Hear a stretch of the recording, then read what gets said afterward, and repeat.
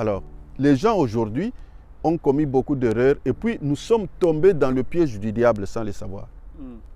L'Église est tombée dans le piège du diable. Maintenant, nous commençons à travailler avec des intentions.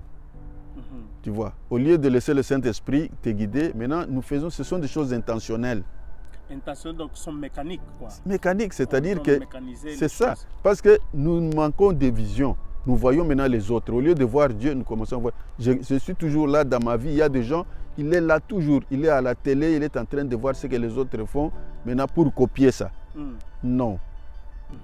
Il faut venir avec quelque chose de révélé, inspiré de la part de Dieu. Et là, ça va. Et puis, même Dieu a déjà tout fait. Il nous a laissé tout déjà fait. Il y a des hommes de Dieu, je fais une analogie. Je parle aussi ici maintenant dans le cadre ecclésiastique. Paul, il dit, soyez mes imitateurs comme je suis un imitateur de Christ. Voilà là où ça vient. Tu as parlé de l'origine. Ça vient de Christ. Parce que Christ est la tête de ce. Paul n'a pas dit que soyez mes imitateurs, moi Paul, non. Il a fait référence, il a montré aussi sa référence. Donc chaque personne doit avoir une référence. Oh là. Nous venons de quelque part. Nous n'avons pas inventé les choses, nous venons de quelque part. Alors quand nous vous présentons, c'est ce que je te disais tout à l'heure là, on présente celui qui est l'origine de toutes choses. Parce que quand ça ne va pas, va demander à Christ. Tu auras la réponse. Ou va condamner Christ. C'est tout. Ne me condamnez pas moi. Paul, c'est pour dire que tout ce que je vous dis, tout ce que je vais faire, vous allez voir que ça vient de Christ. Alors ne me demandez pas moi. Il a même dit chez Galates que ne me faites pas de la peine parce que je porte aussi les marques de Jésus-Christ. Les marques de Jésus-Christ. Alors les marques que vous voyez, ce n'est pas ne me condamnez pas, ne me demandez pas, ne me jugez pas sur ça. Il y a quelqu'un qui est l'ayant droit.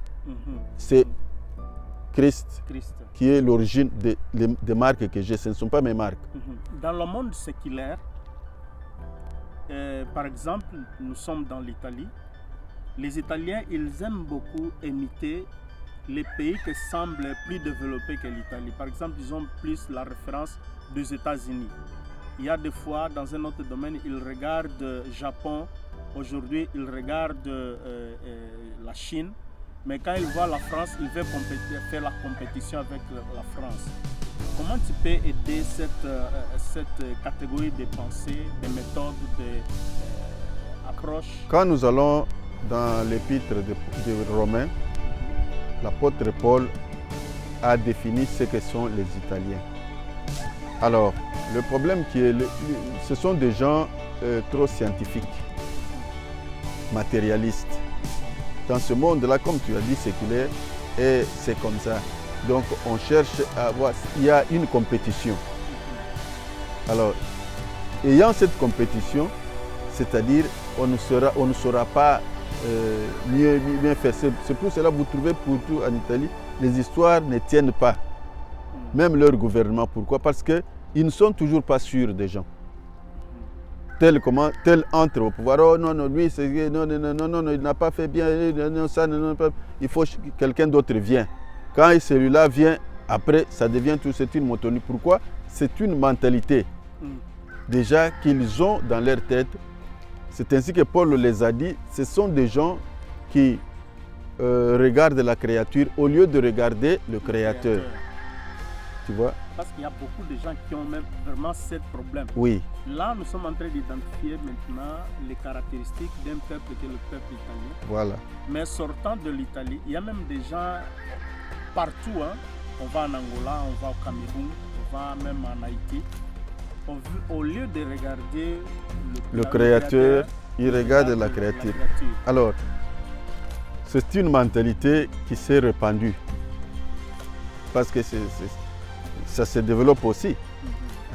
Alors, il y a des gens, même ici, vous pouvez parler tout italien, si tu parles avec lui, tu lui dis, le Seigneur m'a dit, lui ne voit pas le Seigneur, il ne voit que toi. Et lui, quand il va prendre aussi la parole pour raconter ce que tu as dit, il va dire, Alvaro m'a dit. Mais pendant que quand Alvaro disait que le Seigneur m'a dit, au lieu qu'il dise le Seigneur, lui, il efface le Seigneur, mais il accepte pas. Ce sont des gens qui acceptent la personne qu'ils voient, mais ils n'acceptent pas la personne qu'ils ne voient pas.